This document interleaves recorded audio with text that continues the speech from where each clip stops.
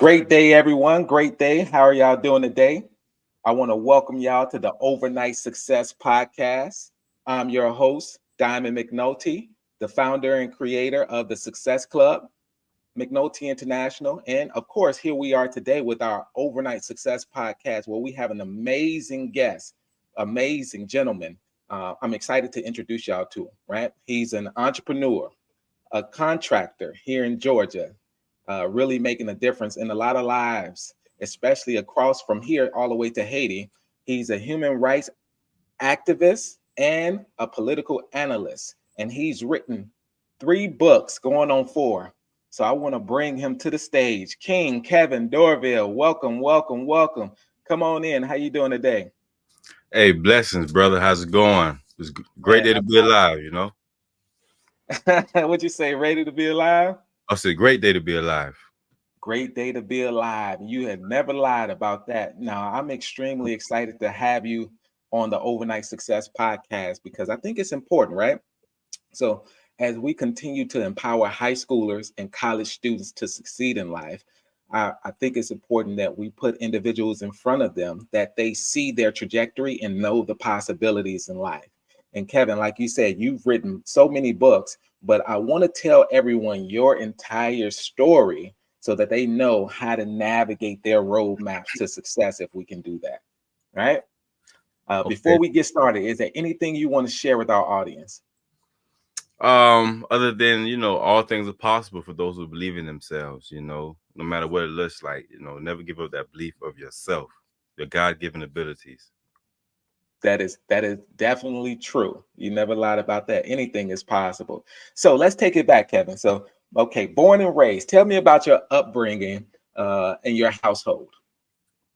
My upbringing was, a common upbringing of a ghetto child, so to speak. Hmm. Grew up in a singer home. Um, Hmm. my mom was, the head of the household, and my father wasn't there. Hmm. And yearned to have a father, me and my siblings. So we pretty much, just grew up with our mother doing everything from Hmm. working to paying the bills to the discipline. She really can help us with our homework, because she didn't speak Hmm. English. Being a Haitian immigrant, she came from Haiti to Miami in the late '80s, Hmm. and I'm sorry, late '70s, and I was born 1980. And Gotcha. grew up seeing, the violence, the just a lot of bad things, man. Growing up in the ghetto, the Mm. police brutality, the prostitution, the domestic violence, the drug addictions, the robberies. I mean, just, a normal ghetto child's Mm. reality. And Hmm. my aspirations for wanting more was like many young black boys, is to get my mom a house, a big house, to get us out the hood, Hmm. and just to make some of myself. And so, and to actually one of the biggest underlining motivators was to be a better man than my father was. Hmm. So that was like, a driving force, a silent force, that was really pushing me. So that helped me, through a lot of things. And I was raised with 4 brothers and 1 sister. Yes. That Well, is now four, come. four of us, 4 boys and 1 girl. Yes. Okay, now where do you fit inside the mix of siblings? I always tell people I'm the second born king. I love it. I love it. Second born So you king. were right there. You got a chance to learn from your from the oldest, but you also Correct. got a chance to lead the young ones. Now that's a sweet spot right there. I think that's important too. Because when you have other siblings too, that gives you something to look forward to every day, and it also gives you your first partnerships, right? Spent all of my early years in Florida, all the way up to Mm. college. Where I went to run track at University of South Dakota, and then I came back to Florida. So, but I was only in the Midwest for 1 year. My freshman year, I came running back because, man, a brother can deal with that cold, man. That's when you talking about like 10, 12 inches of snow. And I mean, it was crazy, but I love that experience because it really taught me a lot. But before all of that, you know, ran track, played football, all my young life. And uh track and field was actually gave me the idea or the reality that I could someday go to college. You know what I'm saying? Like, man, how fast I can Mm, do this. Like, I don't have to be selling. I don't have to sell drugs. I don't got to be robbing. I don't have to be, hustling like a lot of my peers were doing. Most of my peers doing. As a matter of fact, many of them are still in prison right now. mm, So running track was like the light at the end of the tunnel. So that's when I really started mm, taking school seriously. In high school, really wasn't until about my sophomore year that I was like, oh, mm. man, I could take off with this, man. We like Tupac always talking about a meal ticket. Like I was like, man, this is my meal ticket, man. I'm not gonna miss. You know what I'm saying? So, um, I ran a 200, 400, 4x4. Sometimes the high jump. High jump was one of my favorite ones, but the high jump was right before the 400, and so my legs would be too Hmm. tired to run the 400. And Gotcha. and I know most everybody just got through watching the Olympics, so you should be Hmm. familiar with the track and field events if you haven't. But those who are old athletes, Yeah. older athletes, I should say, then you understand where I'm coming from, man. I love both sports, but I love playing both sports, but Mm, um, but I really loved and had a passion for track and field because there's a chance to be an individual, and hmm. like my fate was in my hands. You know what I'm saying? I got to Mm, count on any teammates. Make sure they did their job or they were on point. Like it was solely on me, and so mm. I think it's one of the most ultimate individual sports there is. So you showed up on the track ready to run for your life.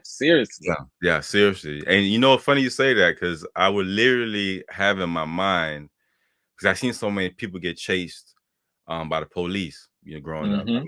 mean, whether it's by car or on foot, so many times. So I will always envision a police dog chasing me. Wow. You know what I'm saying? Wow. Wow. So it became a habit, So the young ones who's watching this, if you ever need a motivator, find something that you fear, you know Mm, that's going to push you. So don't always just try to be comfortable because when you're in that comfortable spot, you don't really challenge yourself. You don't really grow. You know what I'm saying? Like, hmm. even in the Bible, like King David, he had to have Goliath, to bring the best out of him, even Yes. though he was very talented young man, only he knew that. But when it was time to showcase to the world, it was when the greatest enemy of his life, of his people, was before him, the Goliath, and that's when he was able to shine and distinguish himself from everybody else. So don't Hmm. always just run to what's comfortable and what's easy to do. Sometimes you got to Hmm. challenge yourself. Believe me, like it's Hmm. going to pay dividends. It's going to literally become the foundation of who you are. You know what I'm saying? And not just be whatever they want you to be, because the system wants you to be just another number.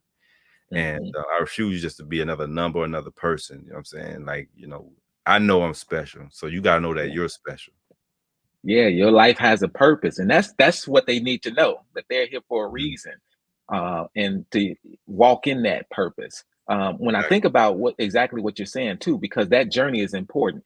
Now, when you was in high school and you chose track, uh, and looking back, looking to now, were there any lessons learned that you can share with some high schoolers that may be in the middle of their school year, just starting their school year, and they're like, okay, well, this is what I should be focusing on.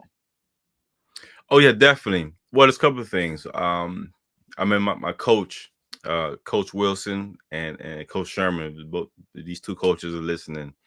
I remember Coach Sherman.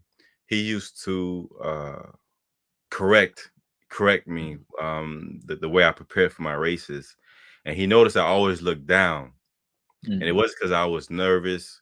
I was just thinking a lot of things, and to me, just looking down made it easier for me. But he was like, "No, don't look down. Always look up." Because when you're looking down, you're giving your opponents, the impression that you're scared or you're nervous, and you need to come on this track with confidence. And then, so if you walk with your head up, it not only gives you confidence and the ability to breathe and think better, but it also is showing your competitors that you're here to run. Like, you're not here playing no games. You're not scared, you're not intimidated, you ready to, you know what I'm saying, get on with it. So that's one thing. So and when he brought it to my attention that I would look down a lot, I really realized that I have a habit of doing that, just looking down.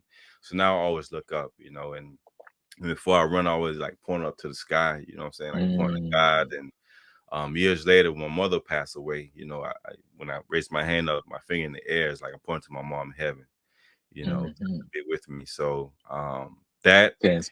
Mm-hmm. and also when you're trying to find out what you want to do with yourself, as far as your career wise, whether you want to go to college, start a business, whatever the case may be, find a book. Find a book that illustrates and explains the career path that you want to take. Something what I did my junior year, there was a book, I don't remember the name of it, but it had a bunch of careers in it. And me, I always wanted to be in marketing. And so I found the book, and I read something in there that followed along the lines of what I wanted to do, which was being a marketing director. And so I'm like, okay, that's interesting. So it was like, these are the top schools in the country. These are the type of courses you're going to take, and this is how your life will be on a day-to-day basis as a marketing director. And I chose marketing directing because I always viewed myself as being creative. In my own eyes, I'm probably the most creative person in the world. You know what I'm saying? That's the truth. That's the truth. But in marketing, it gives you a chance to be creative, because you have to be creative in order to promote, find a niche market, who you're going to target in your promotions, how you're going to do it, what platforms, where you're going to use the billboards, TV, radio, newspaper, or a combination of both. But these days, there's so many ways to market yourself. As a matter of fact, I wrote a book on marketing. I never published it because the world of marketing, publishing as well, but the world of marketing changes so fast, so rapidly, that when I hesitated to release the book some years, about 10 years ago, so many things changed in social media. The platforms changed, the methods of communications changed, and so I just left it. So I never published. That's one book I never published, and I wrote it. I might still do it. That doesn't hurt. Maybe make it just into an ebook, but definitely, and just make some updates. Yeah, quite a few updates. So much has changed since then, but definitely find a book, or even a mentor that that's in the line of work you want to do. Someone who's already doing it, so they can tell you what the ins and outs are. I can't tell you how valuable that is. And my senior year in high school at Deerfield Beach High School, I graduated in 1999. We had a shadow program. I was a part of a international business magnet program, and all the seniors had the opportunity to go to some of the headquarters around South Florida of different corporations, like big corporations. And so I was able to go to, I believe the company called was Tarmac, but it's one of the biggest cement companies in the world, if not the biggest one. And I was supposed to be shadowing the person that was in the marketing department, who happened to have called in sick the past couple of days, so they didn't come that day. So lucky for me, instead of shadowing the person who's in charge of the marketing department of the company, I got to shadow the CEO of the company. That's awesome. You know what I'm saying? And this dude was like, he was very cool and cordial. He was telling me, man, he gets up like 4 or 5 in the morning. He's working out 5:30 on a treadmill, reading the news, checking the stocks. And I'm thinking to myself, like, man, why are you up so early? You know what I'm saying? That's an exposure like no other, though. That is amazing. Yeah, for real. So that was a blessing, and just the little tips he was telling me, I still remember to this day. And so definitely don't not take advantage of those opportunities to shadow someone. Like, find there's mentoring programs all over the place. Like when we used to sell candy with this guy named Ken, this white guy named Ken. He'll come to the hood, pick up a group of boys, and and we and give us these boxes of candy. I'm sure it's illegal now to do it, but he could have kidnapped us. You know what I'm saying? But he was a cool white dude. and he'll give us these boxes of candies and these fancy candles, and we'll go door to door knocking. You know what I mean? And these days it'd be crazy to do that because the world we live in today, like you don't know who door you're knocking on. You might get shot. Yeah. Come somebody yard, let alone knocking on their door. But back in the 90s, things were a little more nicer for the most part, like more peaceful. And and then there was a few neighborhoods that I went to that they would have these college flags, South Carolina flag, University of Florida, Florida State, University of Miami, different Ohio State. I remember so many different flags, and I'm looking at their house, and I'm looking at the cars in their driveway, and I'm like, wow, this is what college gets you, And I was like, man, I want to go to college, I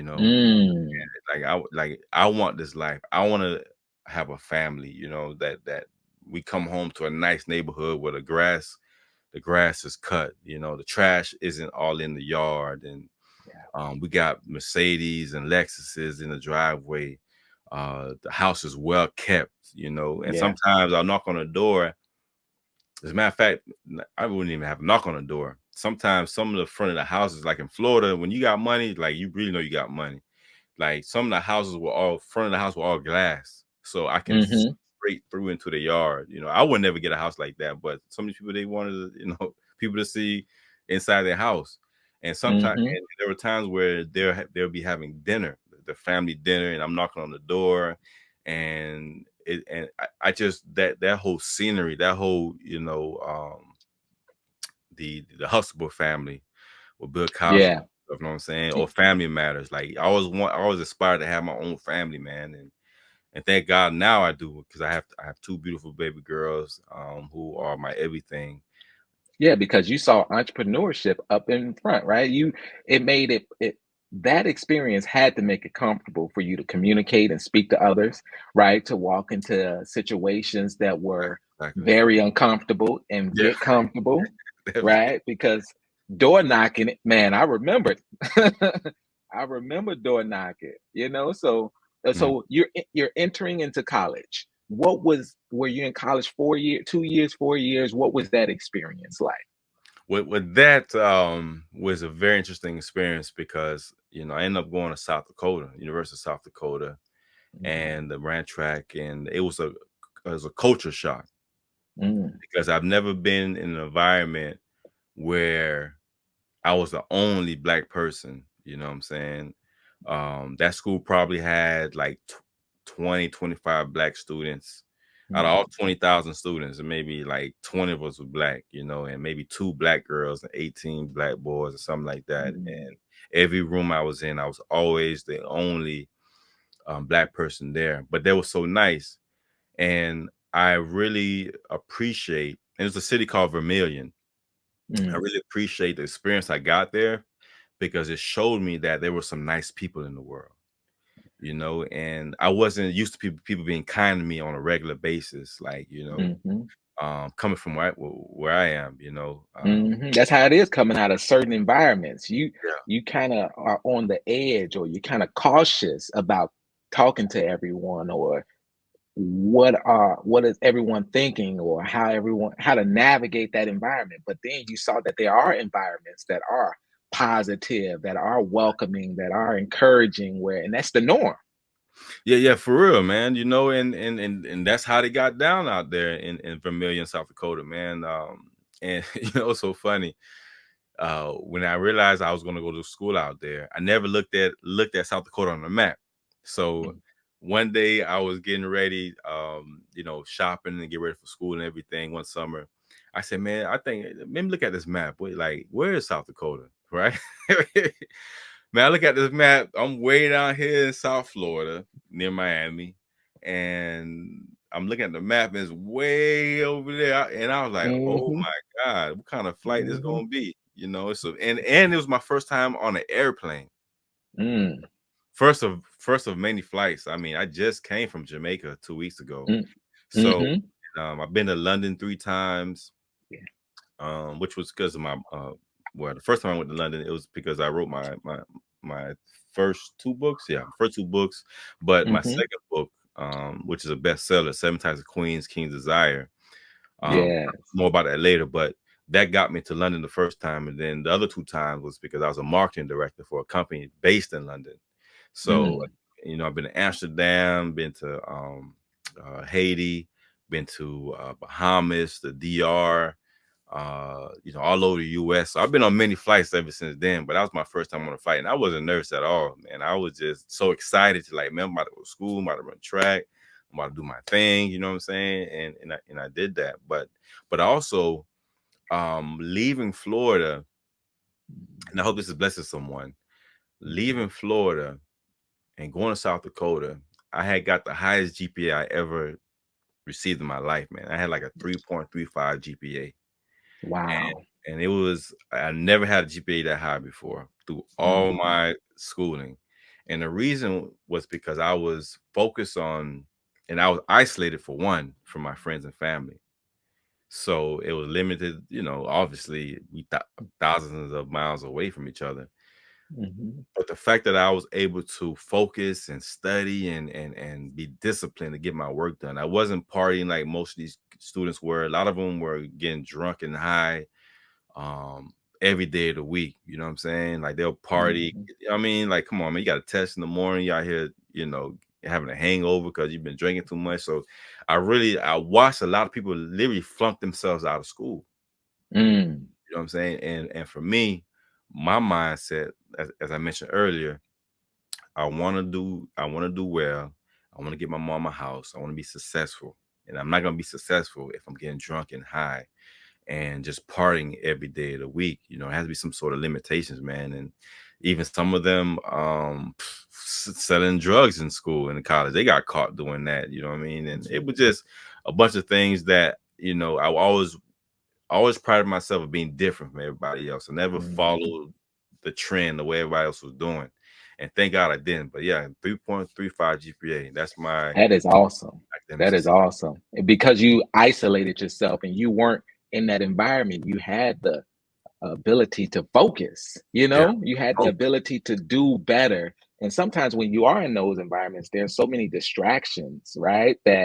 And so many uh negative influences too at the same time where big it, time. it takes you away from what you should be doing. So and one thing I tell everyone is if you can't change your environment, you need to change your environment. You need Mm. to remove yourself because here you may not be successful, but if you remove yourself and you place yourself in an environment that allow you to grow, it's possible. Anything is possible.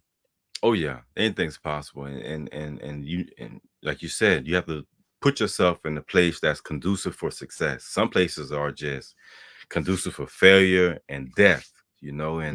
and so I learned just to remove myself, and once I found that success, like, I stay there. If I'm like, Hmm. whether it's an environment or let's say a certain type of people that I'm communicating with, some people are not good, some of us are friends, have been friends with people for decades. But this Hmm. trend could be a poison, could be a cancer to your success and you moving forward because you won't let go of that relationship.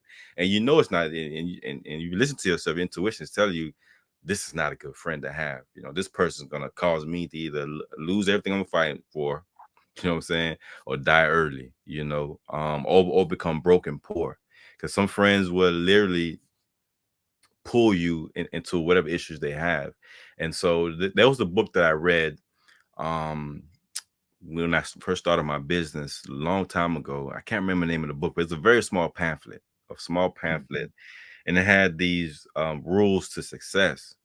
And Hmm. I remember vividly one thing that it said. It was like, you need to surround yourself with people who are talking about the things and places you want to be and or where you want to go. And it said that next time you get around your friends, don't say anything, but listen to what they're talking about. Hmm. And then ask yourself, are these friends going to help me get to where I want to go or keep me where I am right now, complacent, broke and disgusted. Like you know what I'm saying? Are they talking about drugs and girls and partying all the time, or are they talking about stocks and real estate and community service? You know what I'm saying? That's a very key thing, community service. Sowing a seed back into the community. Honestly, I don't think I'd be alive today or where I am today if had it not been for the heart to serve the community and to help other. Cause I've been mentoring for God knows how long, man. I think I've been a mentor since I was 22, 23. Going to different programs and helping the youth with their homework because I empathize with them. I know how it feels like to grow up without a father, man, and having that anger inside of you as a young black man, and I wanted to help that, So I always told God, you help me get out the situation. And I mentioned that I had to do a year in jail back in 2001, 2020, no, 2001, 2002. I remember, I was like, God, help me out the situation, man. I'm going to do whatever I can to help as many students as I can. If I can help save a life or two. And being in that dungeon, it reminds me a lot of Joseph, in the Bible. When he had to go to, he was in jail, but being in there, it showed me what kind of trouble society he was in. Cause I'm in there with young men, young and old, but many young men. And these young guys were on all types of drugs, man. I mean, they were on heavy drugs, heroin, cocaine, PCP, young talented kids who had their own dreams that they want to accomplish. You get to know a brother from different hoods in South Florida, and you learn about their culture and how they did things and what they would have done if had it not, got involved in the street life. And so it really painted a picture for me, like, man, this is where our young men are. This is where they're going. So I need to do something when I get out of here, and that's exactly what I did, and I haven't turned back since. Wow, and that's so important. And you talk about the types of friendships, even in the book that I've written, How to Become a Successful Young Man and Woman. It's funny you speak about that.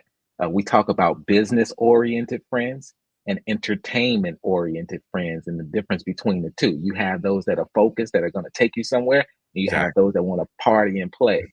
And we have a workbook to help our students navigate and understand who they should be surrounded by and who they should remove. And sometimes you may not even be able to remove them, but you just got to expand your circle. And pretty soon, before you know it, you'll have all business and oriented friends. And you still need some entertainment oriented friends because you want to enjoy yourself, but you want to make sure that those cancers are eliminated out of your life. So that's special that you said that. Hello, my name is Diamond McNulty, and I want to welcome you to the McNulty International Success Club, where we help youth and adults create their personal success plans to achieve their dreams in life. Visit McNultyInternational.com today and register. And I look forward to seeing each and every one of y'all inside the boardroom. And as you continue to ascend and you do gain some success, like you said, giving back, having a reason for that community is so important to ensure that you stay connected, you're achieving certain things, and you're giving back. So college. So you're in college, you're getting ready to graduate. Talk a little bit about that. Well, in college, for those who don't know, when you get into a junior year in college, now, and I went to Florida Atlantic University, I majored in political science and a minor in marketing. I probably should have majored in history. Cause I love history, man. It's like I literally own, I think I own about, I want to say 1,600 books, and at least 1,200 of them are on history. So like I'm major on history, man. I That is love awesome. it. Yeah, that is awesome. Yeah, so when you're in college, you're gonna have to apply to get your degree. I didn't know that.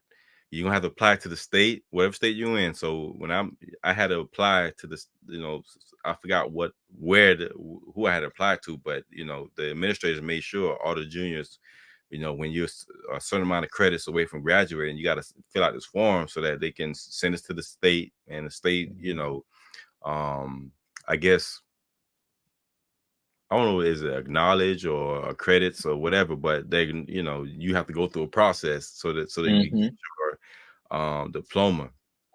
And so I got my degree in political science, and I was so excited, man. And my mother passed away. She died in 2006, but I graduated in 2005.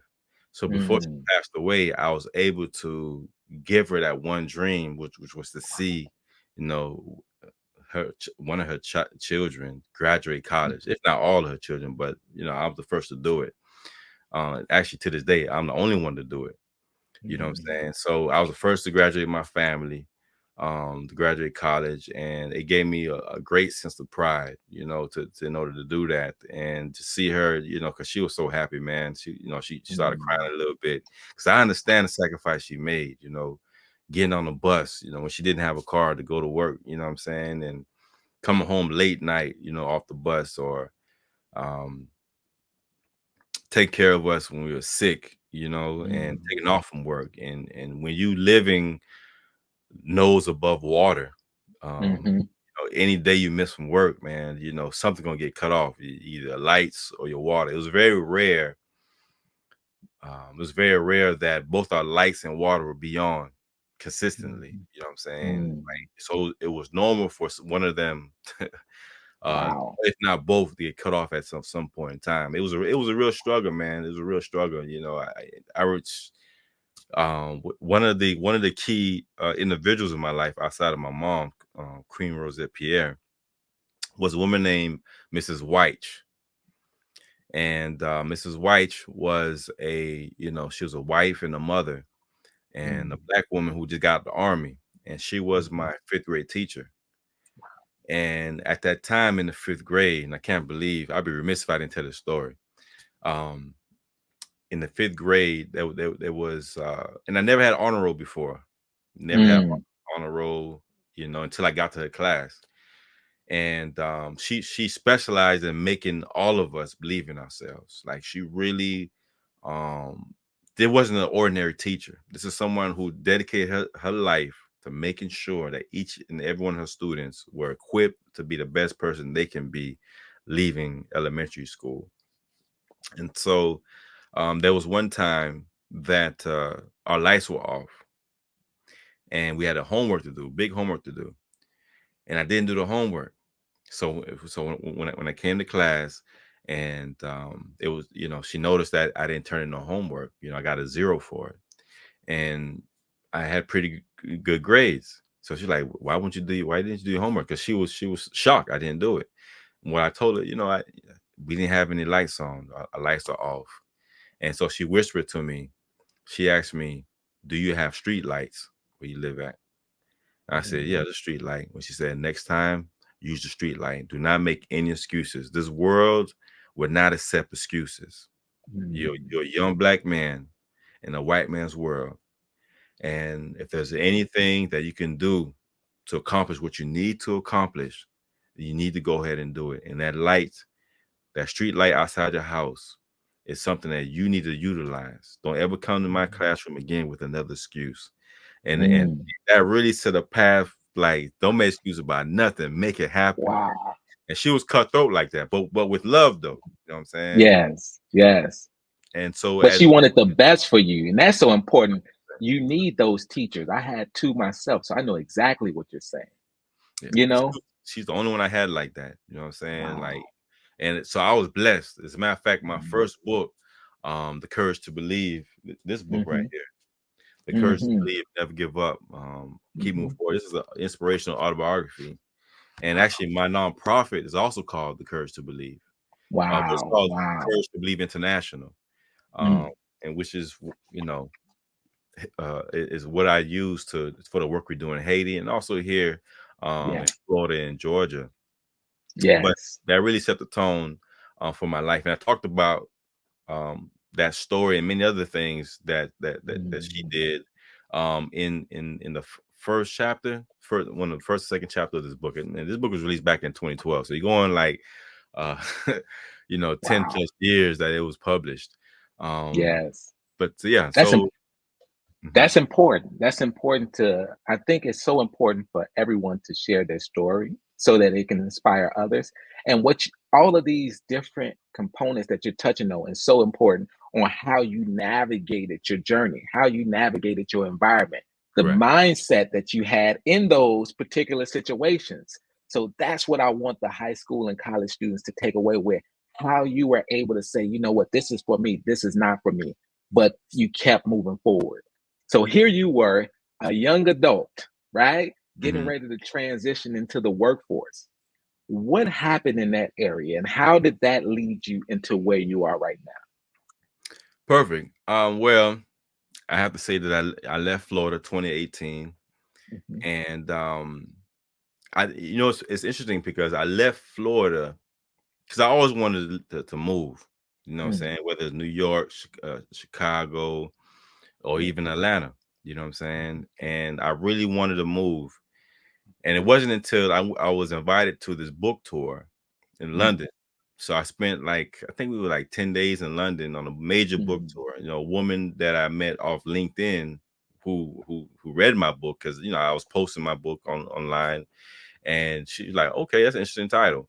So she read the book, and then she contacted me. It was like, hey, I read your book. I think it's very impressive, and women need to read it, men as well. If I was mm. to a book tour, would you come to London? I said, yeah, I'll come to London. What you mean? Yeah, let's do it. I never had any interest in going to London, but Yeah. the simple fact that the opportunity was there to leave the Yes. country, another continent, of course.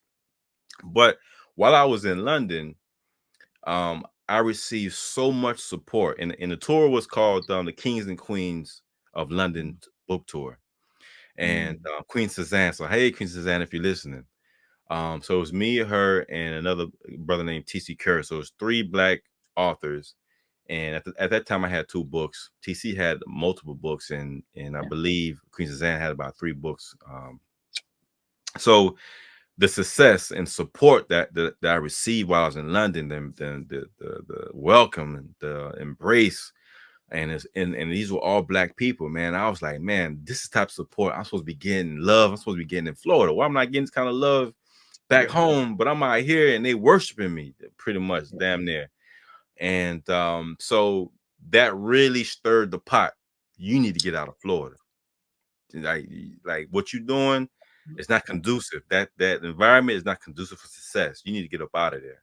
And so that's Yeah. what I ended up doing. So I ended up immediately, started a ball Wow. rolling to leave Florida. So I put out job applications for in New York and Georgia.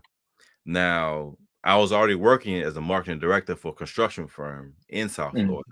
I'm making decent money. I would think it was like 55,000 a year. Well, mhm. it's okay, okay salary at that Yeah. time anyway. And so I called in. I got a interview set up. So I called in sick for the job, so I catch a flight, early morning flight to Atlanta. Now, New York I was in interview process in New York as well, but their first two interviews was during Zoom, like a Zoom Mhm. call, and the hiring process was very lengthy. But they're going to Mm, pay me over 100,000 a year, so I was very mhm. excited. But the hiring was just taking too long. Yeah. Atlanta, literally, I had two interviews set up, and I had one interview set up for Wednesday and a Friday. But I was like, let me just get them both on one day. So I was able to move the Friday one to that Wednesday, and Mm, they were my first interview. Now, I studied their website, and it's another thing for you guys looking for jobs. Study the company's website. Look at it, whatever position that you're going to do. Look at it, curtail the interview, or at least question yourself, or have someone question you on the job and the description, the company history, because companies, they are very impressed by that. Just mhm. trust me, you want to do that. So literally, the company hired me, even though they didn't do it, but they hired me on the spot. I can tell by the energy. I answered all the questions. I was doing a lot of SEO back then, of search engine Mm, optimization. And so, mhm. I studied the website, seen all the flaws in their website, and up again, they hired pretty much on my way back home. They had already emailed me a hiring packet. You know what I'm saying? With Mm. art and everything. So as soon as I got home, I got the email on my phone before I even got home from the airport. And so immediately I started the process of they'll ask because they thought I lived in Georgia. I used a friend of mine's address who lives in Lawrenceville. And Yes. but I didn't live in Georgia. I still live in Florida. So they asked me how soon would I like to come in. I could come start 2 weeks from now, or I could start a week from now. I was like, I want to start immediately. So Mm. move. And so all my friends came to help me pack. And I literally, as I was moving, I moved in the middle of the day, rush hour, everything. As I had my U-Haul pack. Well, actually, it was a Penske truck. The Penske truck pack with my car on the hitch. Yeah. And then it had to be like 3, 4, 5 in the afternoon. And I was like, "You sure you want to leave right now? You're gonna be a lot of traffic."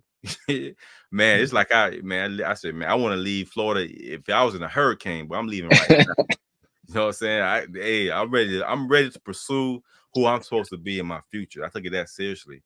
And as I was driving, I literally and night fell. As I'm driving, there was a falling star. Mm. So when I seen that falling star, to me, that was an omen, a good omen that, hey, you head in the right direction. Your dreams about to come true. And I made a wish, you know what I'm saying, which was to be, to have a great success in Georgia and start a family. You know what I'm saying? Find a queen, start a family. And that was my goal and my dream. And now this is what, 6 years later, and Mhm. man, so it's been a blessing. It's the best move I ever made. Hands down, best move I ever made moving to Atlanta. And it came true. And what is so important. The nugget that I take away from what you said is same thing that happened to me in Chicago. I visited Louisiana, and it's that instant action. I called my mom and said, "Mom, I'm leaving Chicago when I get back." I was driving back and I said, "Oh, it's time to go." But it's that instant action, being able to make up your mind and say that I'm moving forward now. I'm Now, not waiting on anything. now, That's the way. Why, yeah. a lot of people wait, months and years. You got to start. A lot of people have to learn how to take that instant action, apply that stuff to their life. So that was awesome. So Yeah. here you are, you're heading to Georgia. Okay. It's time to start a new job. And how did that proceed into you now becoming an entrepreneur business owner here in Georgia? Oh, perfect. Now, so after I worked that job, I was there for about a year. Mhm. And then I ended up getting an even bigger job, a bigger salary. Actually, the job that I had got when I first moved to Atlanta, it was my biggest salary. I think it was like around 70,000 a year, 70, Mhm. 72,000 a year. Yeah. So when I left that one, it took a little while. There was a Mhm. lot of interviews. Mhm. I got very lucky getting that job that quick because it was not that easy to get another one after that one. Trust me, man, I must have did 1,000 interviews, resumes. I mean, using Career Builder. Is Yeah. that the website called Career Builder? The one you just put your resume on there? It's a couple different websites. It was one very popular one, man. I think it was Career Builder. I don't know. Anyway, man, it was frustrating. I mean, I wake up Mhm. day and night on my laptop or in the library, Mhm. sending resumes, answering, doing phone interviews, Zoom interviews, in-person interviews, guys. I mean, all over Georgia, it was crazy. But I ended up getting a very big paying job that started paying me $45 an hour with Mhm. AT&T. So Yeah. I was in charge of the marketing for Game of Thrones and a couple other their top shows for HBO because AT&T is contracted somehow with HBO and these other companies. So this was a major job, man. I mean, Yeah. major corporate position, but it was Yeah. so cutthroat. You know what I'm saying? And Mhm. so I really wanted to leave that environment, even though they're paying me well, extremely well. It was so stressful. You know what I'm saying? Mhm. So fast forward, I ended up working for this company that was based in London. Actually, they're Mhm. headquartered in London, but have a headquarters here in Atlanta. And Mhm. so with working for them, and then COVID hit, right? I was in New York, 2020. COVID hit 2021, right? I Um, believe so. so like when I was in New York, January for the NRF conference is a National Retailers Federation, I think, conference. It's the biggest retailing conference in the world. I mean, Mm, people paying 60, $70,000, $100,000 for a booth, like all the mhm. major retailers you can think of. You know what I'm Right. saying? From Nike to Sony to Apple, all the big names. I mean, Mm, there's a glass building in New York in Manhattan. I can't think of the name of this building. I can never think of the name of the building, but it's humongous. It's an all glass building. Those from New York, you know what I'm talking about. And so so that was January. So I was yeah. there for about a week in Manhattan for the conference, and then 2 weeks later, I had to go to London for a corporate meeting. And COVID was already you know sizzling in the Mm, UK to a degree. mm, But as I was, you hear whispers about it on the news. But mhm, as I'm leaving London, the that's when I started really hearing about it. Like the last 2 days, I'm really nothing but how it's hitting Asia and people dying. And so London, literally, when I left London that morning, and I had a great time, by the way. mm. When I was leaving London that morning, my flight was one of the last flights to leave London before they shut the airport down. Oh, wow. Literally, they shut down the trains, they shut down the airport, and so while Wow. I'm in the air, all my friends in London and also my friends in America, family and friends in America, were texting me on the plane. I didn't get the text until you land and you take your phone off airplane mode, and I see all these text messages, and then they're asking me, "Hey, you okay? I know the planes, the airport shut down, et cetera, et cetera." So past that, and so the company that I was working for, they like all other companies, they didn't allow workers to come into the building. You just had to work from home if you could. So I was working from my computer in my office, and so I had an option to either just quitting or move to London, to the headquarters in London, because they still needed me. Mm, So I was like, well, I don't want to move to London. I just moved to Atlanta and I'm loving it here. I'm not moving to London, even though I love London. I'm not moving to London. You know what I'm saying? So mhm, so I was like, you know what? I already know how to work with my hands because my grandfather growing up, rest in peace.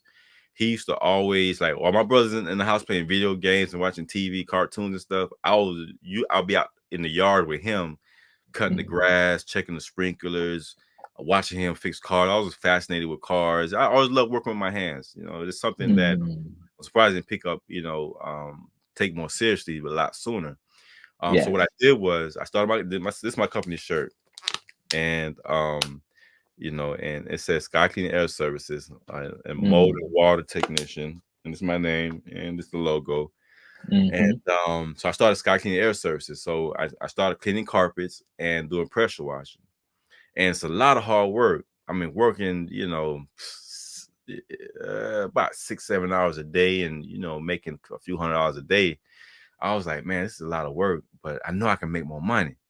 So one day, after about a year of cleaning carpets and building relationships and the pressure washing homes as well, I wanted to take the company to another level. And yeah, so I found out that there's the device called an air scrubber. You familiar with air scrubber? mhm, Okay, I wasn't, but um, some of my clients will have an odor in their house and they couldn't get it out. And I found out the air mhm, scrubber is part of that solution. It's not the only thing you do, but it's part of the solution. So I said, let me go ahead and invest in the air scrubber. At least I can charge more money, and then I'm bringing some technical device with me to justify the cost of what I'm charging. mhm, So this one white guy I met on Craigslist, he had a warehouse filled with equipment, air scrubbers, dehumidifiers, um, sump pumps, and I mean, he had all kinds of things. I mean, a huge warehouse. Wow. And so I came to buy the air scrubber for $500. And I asked him, say, hey man, you got all this equipment in here. Are you selling? You actually selling all this? It's like, yeah, no, we shut down our business. I said, okay, what kind of business you had? He said, man, we had a mold and water damage business. I said, so Yeah. business is doing bad? Like, is that why you guys selling all your equipment? He was like, no, me and my partners, no, we all invested in this business, but we are fathers now. We're young fathers and we want to be there with our children. So in this business, keeps us too busy and we want to actually Yeah. be there for our kids. So we all, getting a 9 to 5 or trying to get a 9 to 5 so we could be there with our children in normal hours. But he was like, man, you might want to look into it, man, and Google it, find what motor mediation is. And if you got any questions, man, give me a call, man. I'd love to help you, man. And if you need more equipment, definitely contact me. And his name was Jason. And so, I looked into it and I looked up the schools and I seen the schools had cost, it was like $3,200 at the time. Now it's cheaper, but at the time it was $3,200. I didn't have that kind of money. But I could save for it. Yeah. And without hurting myself, 'cause I still got rent to pay and stuff like that. And so I went and came across some money and I immediately paid for it for the class. Like, he told me before you pay for the class, send me a link so I could tell you if this is the type of school you need to be at, because there's different types of different levels. And so I went to one that was IICRC certified. And that's the highest standard in the mold remediation of water damage. Actually, the whole cleaning industry, because mold remediation is a high level of cleaning.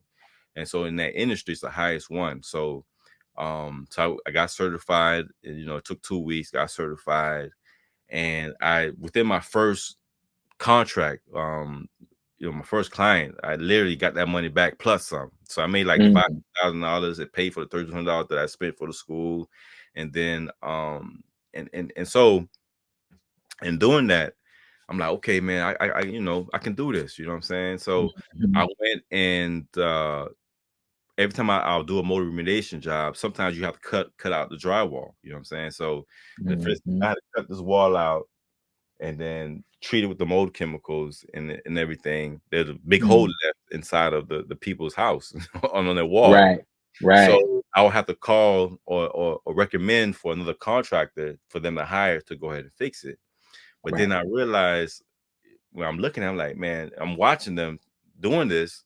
And after about 6-7 times and knowing that they sometimes were making more money than I was, just to patch it up. Just to patch it up. Sometimes it'd be a lot more than that. It could be you have to take out, you might have to gut a whole room. You know what I'm saying? And a ceiling. I mean, sometimes even the floor. So watching them, I was like, man, I can do that. My grandfather taught me how to do XYZ. I used to, paint and do repairs at the house.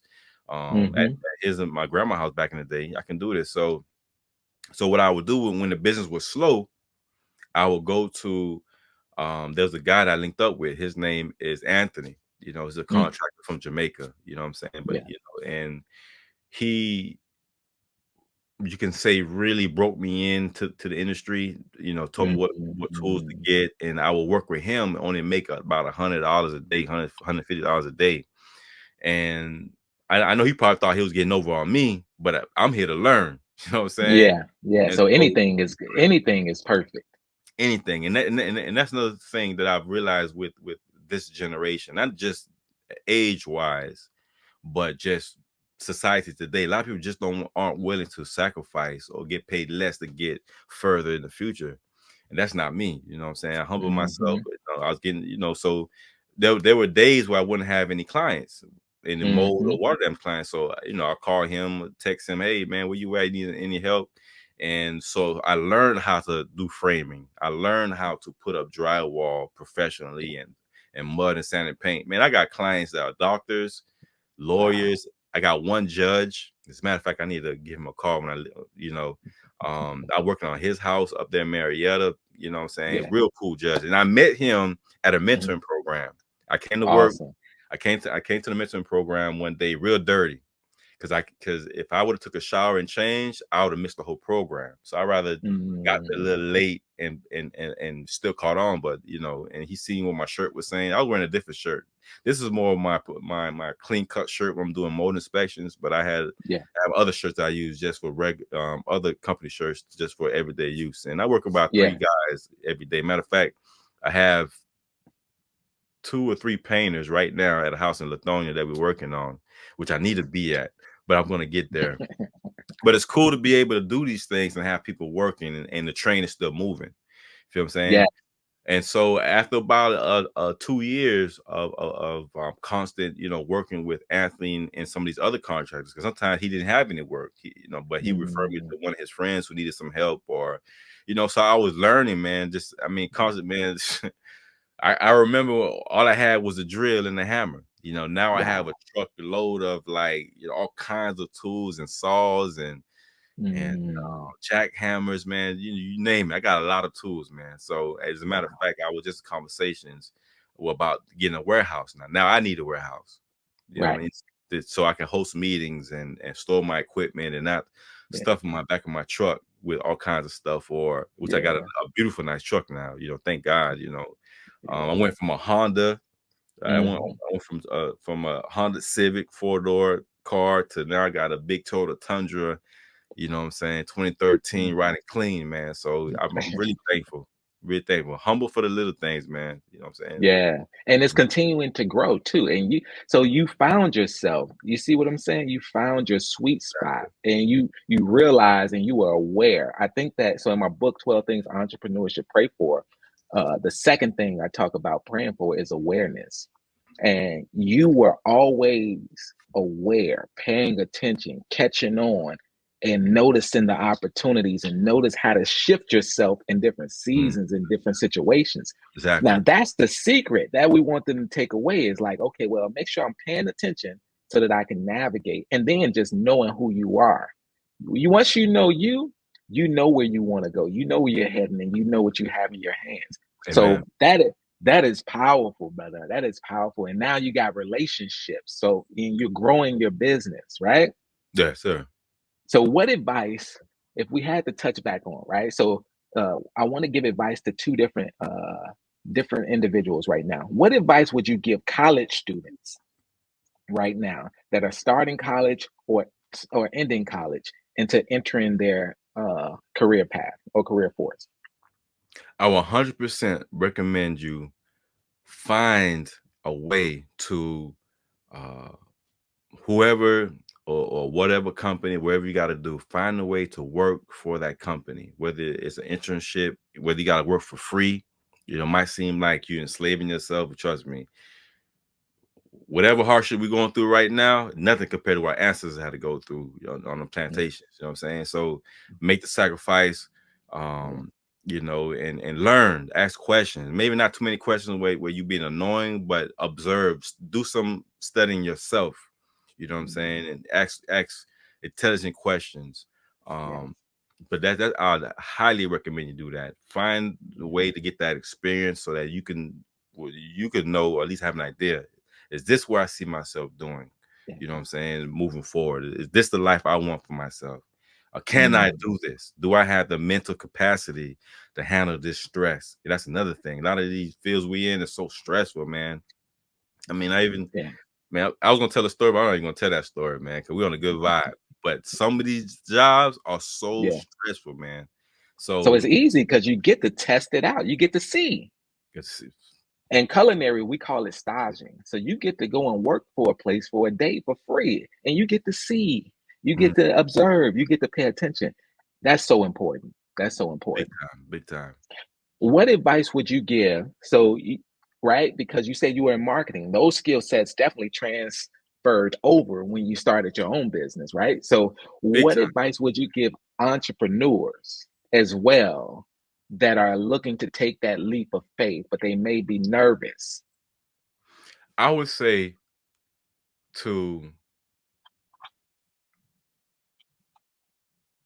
one of the things that I did a lot, and I mentioned I have a lot of books. I wasn't sure when I had got out of high school and also got out of college, especially out of college. I wasn't sure what career path I was going to take.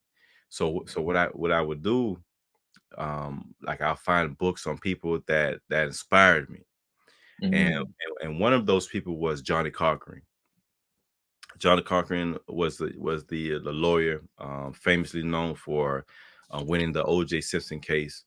But his life and upbringing, and just how he was able to circumvent a lot of issues in his life, and to move forward, and to push and to excel. Like, I mean, I mm, love that.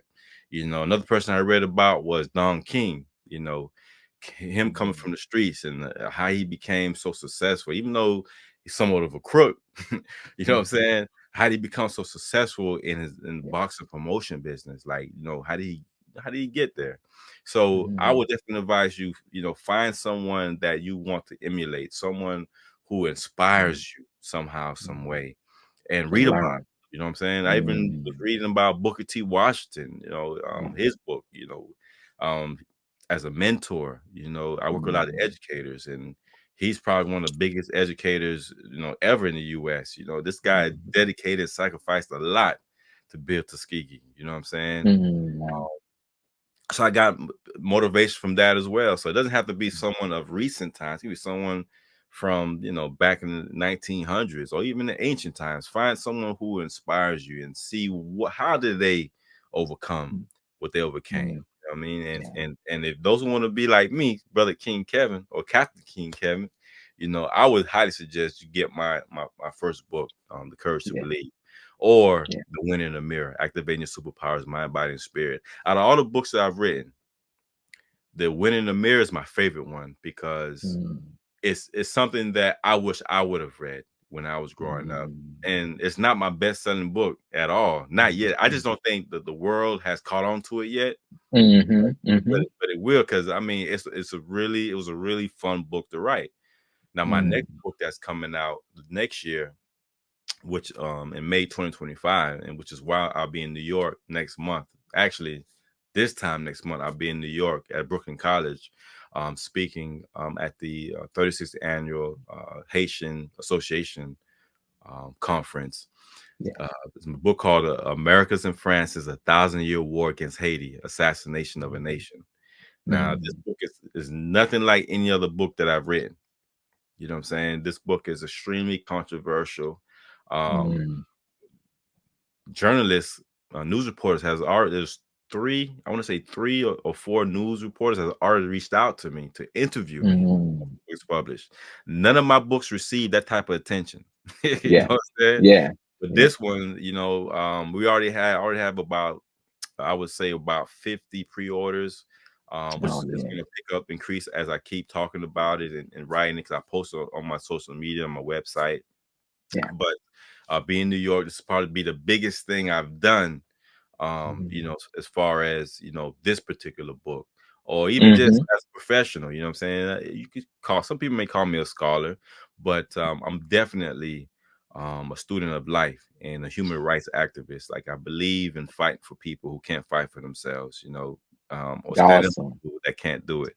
And so this book is going to really be an eye opener. You know what I'm saying? So, yes, to educate people, 'cause a lot of people don't understand what contributions Haitians have made towards society, yeah, civilization, and also America wouldn't even be America if it weren't for Haiti. You know what I'm saying? mm, yeah, So I'm not gonna get to that whole history lesson, but yeah, we wouldn't have all these states west of Texas and Oklahoma yeah, if it yeah, wasn't for Haiti. You know what I'm saying? 30, at least 13, 14 states were created because Haiti stood up.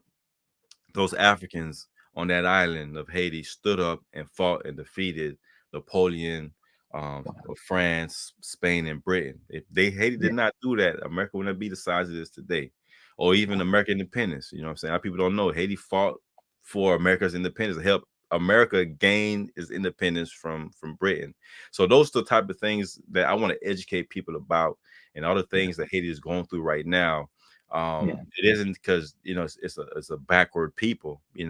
yeah, There's a lot of contributing factors to why yeah, Haiti is always in the news for all these negative and bad things. But once yeah, upon a time, Haiti was the beacon of the world, and mm, I want to educate. specifically African Americans. Even though I'm Haitian, I like to say Afro Haitian. Um, even you know what I'm saying. I want to educate African Americans because a lot of Black folks don't understand what contributions Haiti has made and what has created the state that is in right now. So I'm hoping to write this book, to publish this book, and to educate the people, and and hopefully inspire some change, because there are a Yeah. lot of things that is on the up and up with America's relationship with Haiti, Mm. So, but other than that, man, you know what I'm saying? I love people, man. I love life, love people, and I just love to inspire others, man. You know what I'm saying? Some people call me an encourager, so to speak. Yes, and your spirit is amazing. And when it comes to uh, one thing that you mentioned, books, and I want to touch on that because when I'm mentoring my youth, I tell them that books are worth billions, and they Mm. have to understand that someone who has lived 40 to 50 years, if not more, has taken a trajectory, learned all the secrets, took their secrets, organized it in less than 100 pages sometimes, organized it just for you, just Yeah, for you to learn. a lot of And effort. all it costs is $10 to $20. You mean to tell me, I call it soul searching. You mean to tell me for $10 to $20, I can read a person's life, get all the secrets and put it inside of my pocket? Come on, what better way? What better way? I know, right? I'll pay that 20 any day to save me 40. I pay $20 to save me 40 years. And that's why it's important. But as you read it and you begin to dig into it, you got to learn to apply it to your life. I think that's important. So we got to read it, right? We got to buy it, then you got to read it, then you got to apply it to your life. Mm. And then that will build you up to become who you were called to be, because now you got all these amazing individuals that you've learned from inside of you now. They become your force as you move forward along with yourself. And so what you said is so important. I think they need to understand that books are worth billions. And so how important, I'll touch on two more questions. How important is faith and family now in your entrepreneurship journey? I mean, faith and family is everything. Mhm, My family is everything. I mean, I sacrifice a lot, for my mhm, girls, and to be there for them every day, and to be able to, to see them. Or my oldest one, now she's telling me, hey, she'd be like, "Hey, Daddy, I love you." You know what I'm saying? I just love it. She does it every day now. You know what I'm saying? yeah, And my little one, every time I come into the door, like she's jumping and cheering, like, Daddy, Daddy, Daddy, Daddy. So wow, these things, it shows me, you know what I'm saying, how good God is, because I could easily not be here today. I could yeah, easily have been dead, or in a prison somewhere. But I'm here. I'm pursuing my dreams every day, and I thank God every day. And my faith hasn't increased, to a significant level. It hasn't always been. My faith hasn't always been so strong, yeah, but with every challenge and victory, my faith gotten stronger and stronger. You know what I'm saying? So now I have what I call automatic faith. Like, you know what I'm saying? Like, I just know I'm gonna win this. Like, this is gonna be this is gonna be mine, and because I literally yeah, call it. I call it, I believe in it, speak it to yeah, existence, you know what I'm saying, praying on it. And my favorite scripture, the blessing of the Lord should make you rich out of no sorrow. And I truly walk that, and I have no sorrow. I'm a very happy place and space in my life. And this wasn't just overnight success or yeah, overnight faith. This is faith has been, yeah, built up for years and decades. So now I'm yeah, at the point where, I've defeated a couple of Goliaths. You know what I'm saying? I'm like, yeah, okay, God, who's next? You know what I'm saying? Like, yeah. who's the next challenger? You know what I'm saying? The only thing I haven't fought yet, it was a dragon. You know what I mean? So it's all of that. No, that is so important, and your faith is so important. Family is so important, right? And it's the why Hmm. you're doing it, right? Because most people want to leave a legacy. So, what's the future for you? What does the future look like for yourself, for your business going forward? For me right now, I'm actually pushing forward these government contracts now, because I just I have gotten 2 contracts with the VA, Veterans Mhm. Affairs, with the housing department, and so we had to do a huge mold job and a water damage Mhm. job, and this was probably a total of about 60,000 that I made off Mhm. of these 2 contracts, and Mhm. so now they want us to do another project for them, but this time at the VA hospital. So Mm. it's be an even bigger contract.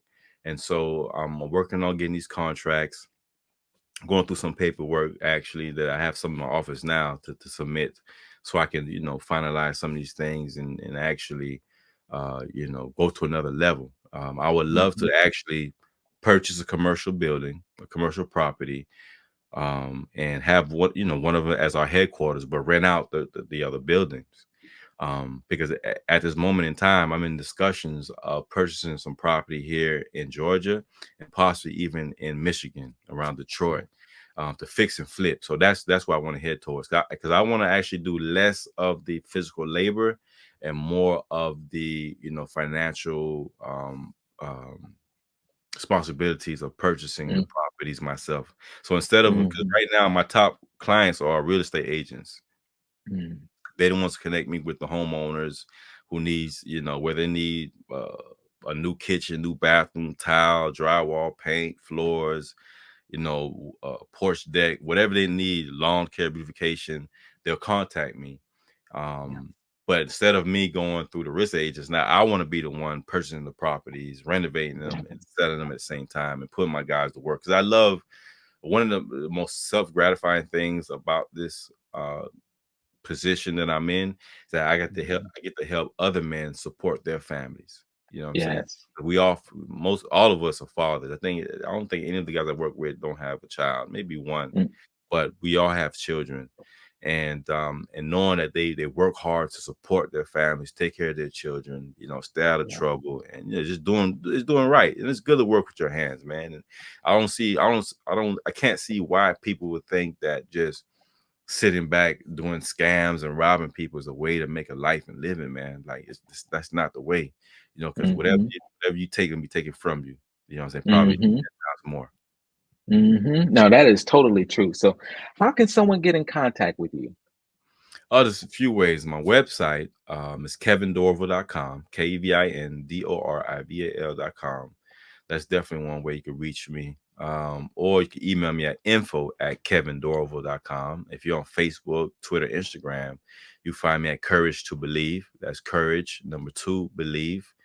And YouTube, of course. I don't do as many videos on YouTube like I used to, because I'm so focused now on this New York trip that was taking place October 10th, and October 10th to the 14th, and finalizing my book that's coming out next year. So I need to hurry up and get these last touches to it, so I get it to an editor. So but yeah, you contact me, even my phone, 470-377-1126. You can text me, if you have any questions. But yeah, but also, I would be remiss if I don't say this. Please do not get any of my books off Amazon. My books are on Amazon only for reference, like, because some teachers and educators, they want to make sure that I'm actually an author before the book becomes speak. But I don't know about for you and your books, because I see Mhm. on your website, diamondmcnulty.com, that you have all these books. But Mhm. for me, on Amazon, they take 70%. They take 70%. On my website, I get 100%. So if you want to Mhm. support me, if you want to support the king, go directly to kevindorival.com to get your book, and I'll sign it and autograph it and all that good stuff. Yes, indeed. No, that is wonderful. I love it. I love it. And you are totally right. Get it from his website. For real. So it's been a pleasure. Is there one thing that you want to leave the audience with today?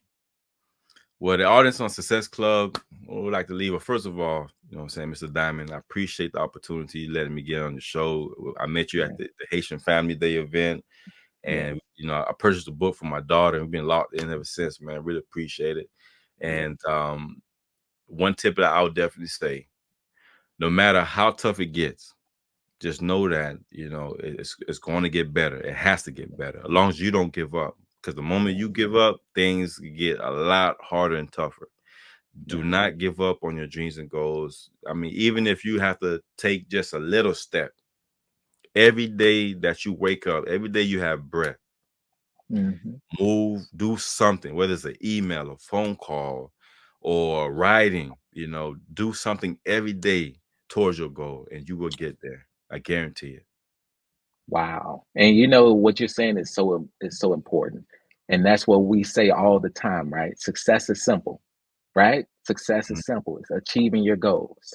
So anything is possible if you believe in yourself, create a plan, take action. But like you just said, never give up. Never give up. We don't know when that end is happening, but it's happening every day as you continue to move forward. So once again, King Kevin Dorival, I want to thank you for joining us today on the Overnight Success Podcast. For those of you who are watching, right? If you have a child, a young man or woman, and you want them to tap into the Success Club, you can go to McNultyInternational.com. And if you have a niece or nephew or a child and you want to just support them and start planting those seeds of success inside of them, they can purchase the book, How to Become a Successful Young Man or Woman, or my latest book, Success is My Video Game. And also, if you're an adult and you find yourself navigating that pathway and you haven't taken that leap of faith, you can also purchase Success Recovery, because it's still possible. And lastly, for those entrepreneurs who are having trouble on their journey, you can purchase 12 Things Entrepreneurs Should Pray For, because awareness is important. Vision is important. Community is important. Praying for your capacity in general as you keep expanding and growing. Sometimes we lose capacity to overcome these obstacles, and you need one prayer, but you need the information so that you can apply it to your life, so that you can overcome these obstacles. Now, if y'all know me, y'all know success. So success is simple. King Kev, thank you again for joining us. I greatly appreciate you. Everyone, signing out. Y'all have a wonderful day. I'll see y'all next time inside the boardroom, okay? Success. Y'all take care. Bless.